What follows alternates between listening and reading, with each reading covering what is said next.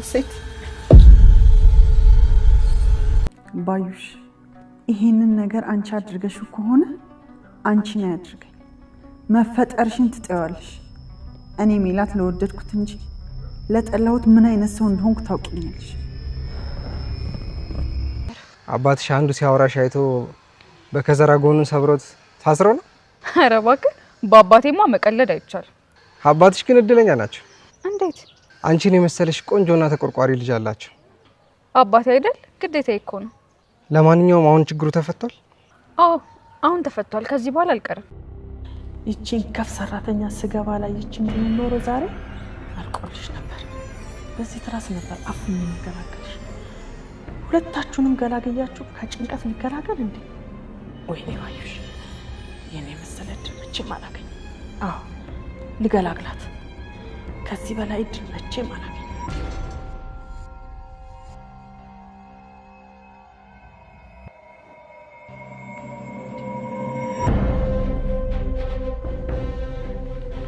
ባዩሽ ቀሰቀስኩሽ እንደሚሉ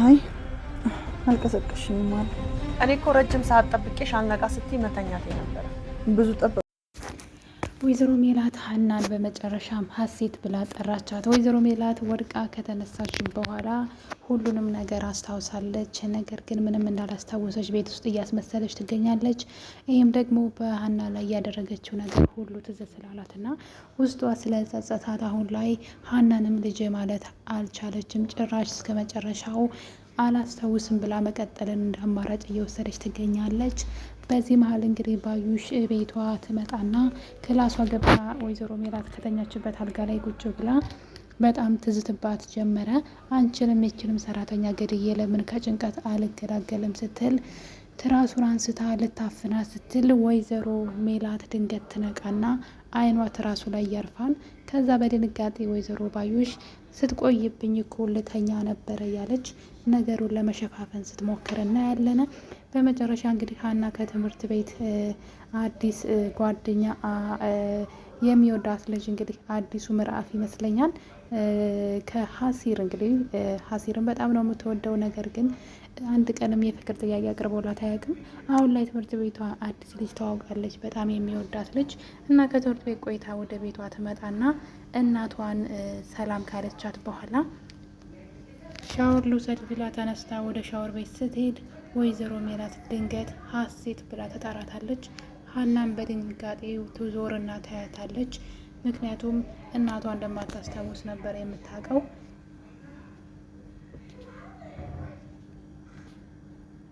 ሰላም ጤና ይስጥልኝ ወደ ቻናሌ ቤተሰቦች እንዴት ናችሁልኝ እኔ በጣም ደህና ነኝ እግዚአብሔር ይመስገን ወይዘሮ ባዩሽ ወደ ወይዘሮ ሜላት ቤት ሄዳ ያለውን ነገር ለማጣራት እየሞከረች ትገኛለች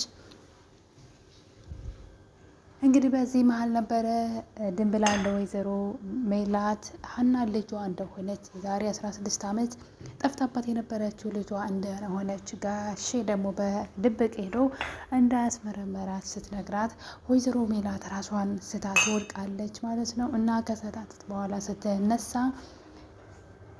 ምንም ነገር ማውራት አልፈለገችም ነበረ ድንብላልንም ትታት ወደ መኝታ ቤቷ ገብታ ብቻዋን ማሰብና መጨነቅ ጀመረች በዚህ መሀል እንግዲህ ወይዘሮ ባዩሽ ወደ ሜላት ቤት ትመጣለች ማለት ነው እና እንግዲህ ሜላት ተኝታ ነበረ ለአጋጣሚ እና እንግዲህ ይቺ ሰራተኛ ስገባ ወደዚህ ክፍል አላየችኝ ይሆን እንዴ ስለዚህ ለምን አፍኜ አልገላትም በማለት ወይዘሮ ሜላትን ባዩሽ አፍና ልትገላት በውስጧ እያሰበች ነበረ እሷን ብቻ ሳይሆን ሰራተኛዋንም ብገላት ከዚህ ሁሉ እገላገላለሁ ስትል እንግዲህ ጥፋቷን በጥፋት ለመሸፋፈን ስትሞክር ነበረ በዚህ መሀል እንግዲህ ትራሱን አንስታ እየዛተችባት እያለ ድንገት ወይዘሮ ሜላት ትነቃና አይኗን ቶሎ ብላ ከትራሱ ላይ ነበር የጣለችው ከዛ ግን ወይዘሮ ባዩሽ በጣም ረጅም ሰዓት ስለተኛሽና ብቻዬን ስለሆንኩኝ እኔም እኮ ልተኛ ነበር ብላ ነገሩን ለማስተባበል ሞከረች ነገሩ ግን እንደዛ አይደለም ወይዘሮ ባዩሽ እያደረገች ያለችውን ነገር ወይዘሮ ሜላት መከታተል ጀምራለች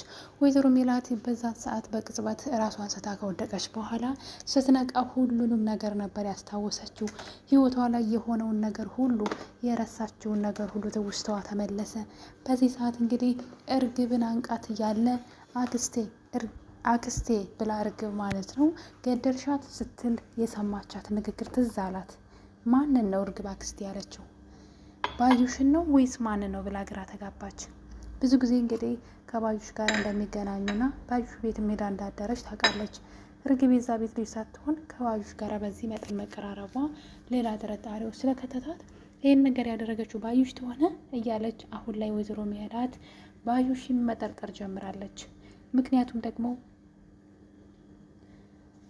እንደዛ በጠርሙስ የመታት እዛው ማንነት አላወቀችም። ከኋላ መታ ስለነበረ የመታቻት ነገሩ ግራ ቢገባትም አሁን ግን ወይዘሮ ሜላት ነገሮችን ሁሉ ማጣራት ጀምራለች።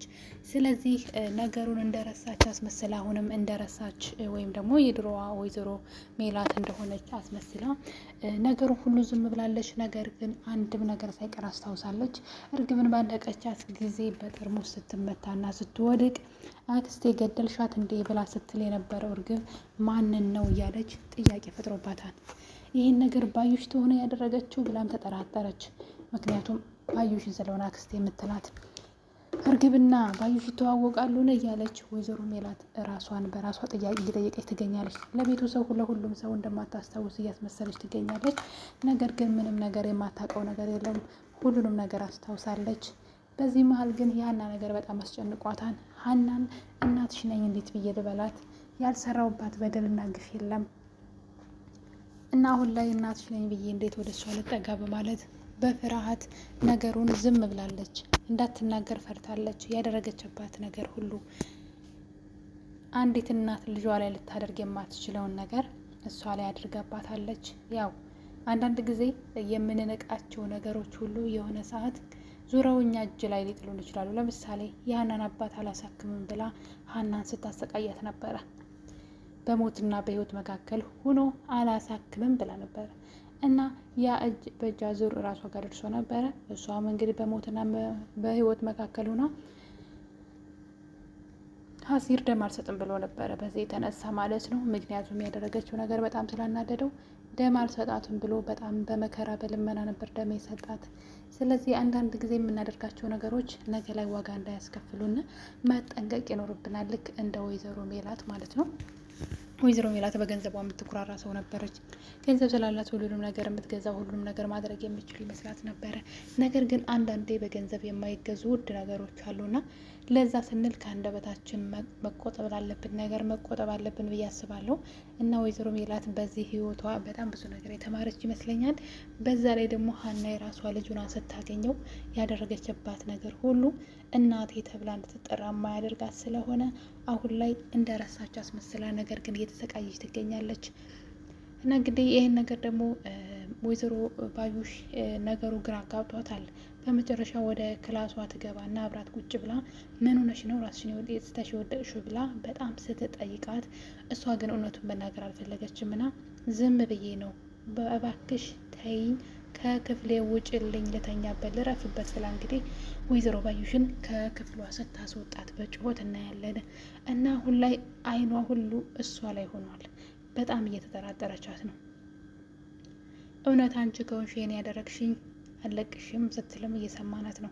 አለቅሽም ባዩሽ ለምወደው እንጂ ለምጠላው ምን አይነት ሰው እንደሆንኩኝ አታውቂኝም። ስለዚህ ይህን ሁሉ ያደረግሽኝ አንቺ ከሆንሽ አለቅሽም ብላ እየዛተችባት ትገኛለች። አሁን ላይ የቤተሰብ ሁሉ እሷ እንደማታስታውስ ምንም እንደማታውቅ ነው የሚያውቁት። ድንብላልም እንግዲህ እንደተለመደው ባዩሽ አንቃ እዚ ቤት ምን እንደተፈጠረ እንድትነግራት ስታጣራ ነበረ። ድንብላል ግን እውነት ለመናገር በጣም አድንቂያት አለሁኝ። ማለት ለእሷ የምትሰራ እየመሰለች ነገር ግን ቤተሰቡን የማይጎዳ ነገር ስለምታደርግ በጣም ጎበዝ ናት ማለት ነው። ያው እሷን በችግር በጭንቅ ውስጥ ስላለች ነው እንጂ እንደዛ ማድረግ ፈልግ አይመስለኝም። እና እንግዲህ ለወይዘሮ ባዩሽ ምንም የነገረቻት ነገር የለም። እና ልጃቸው እንደሆነች ነግሬያቸው ራሳቸውን ስተው ነው ብላ አልተናገረችም። እኔ ያላቅም ዝም ብላ ራሷን ስታ ነው ብላ ነገሩን ሸፋፍና አልፈዋለች። ይሄ ደግሞ ባዩሽ እንድትዘናጋ ትልቅ ነገር ሆኗታል። ባዩሽ የወይዘሮ ሜላትን መርሳት ትልቅ ለሷ ትልቅ ነገር ነው፣ ምንም ነገር አለማወቋ ማለት ነው። ነገር ግን አሁን ላይ ወይዘሮ ሜላት ምንም የቀራት ነገር የለም፣ ወደ ድሮ ማንነቷ ተመልሳለች። በዛም እያለቀሰች እና እየተጸጸተች ትገኛለች። ታደርግ የማትችለውን ነገር እሷ ላይ አድርጋባታለች። ያው አንዳንድ ጊዜ የምንንቃቸው ነገሮች ሁሉ የሆነ ሰዓት ዙረው እኛ እጅ ላይ ሊጥሉን ይችላሉ። ለምሳሌ የሀናን አባት አላሳክምም ብላ ሀናን ስታሰቃያት ነበረ። በሞትና በህይወት መካከል ሆኖ አላሳክምም ብላ ነበረ እና ያ እጅ በእጅ አዙር እራሷ ጋር ደርሶ ነበረ። እሷም እንግዲህ በሞትና በህይወት መካከል ሆና ሀሲር ደም አልሰጥም ብሎ ነበረ። በዚህ የተነሳ ማለት ነው። ምክንያቱም ያደረገችው ነገር በጣም ስላናደደው ደም አልሰጣትም ብሎ በጣም በመከራ በልመና ነበር ደም የሰጣት። ስለዚህ አንዳንድ ጊዜ የምናደርጋቸው ነገሮች ነገ ላይ ዋጋ እንዳያስከፍሉን መጠንቀቅ ይኖርብናል። ልክ እንደ ወይዘሮ ሜላት ማለት ነው። ወይዘሮ ሜላት በገንዘቧ የምትኩራራ ሰው ነበረች።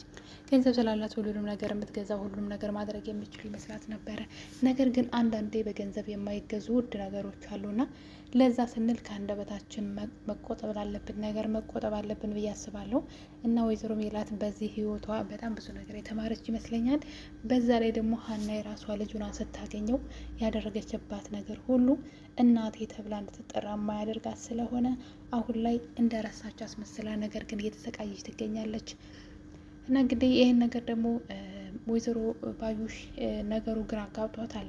በመጨረሻ ወደ ክላሷ ትገባና አብራት ቁጭ ብላ ምን ሆነሽ ነው ራስሽን ስተሽ የወደቅሽው ብላ በጣም ስትጠይቃት እሷ ግን እውነቱን መናገር አልፈለገችም። ና ዝም ብዬ ነው በእባክሽ ተይኝ ከክፍሌ ውጭልኝ ልተኛበት ልረፍበት ብላ እንግዲህ ወይዘሮ ባዩሽን ከክፍሏ ስታስወጣት በጩኸት እናያለን።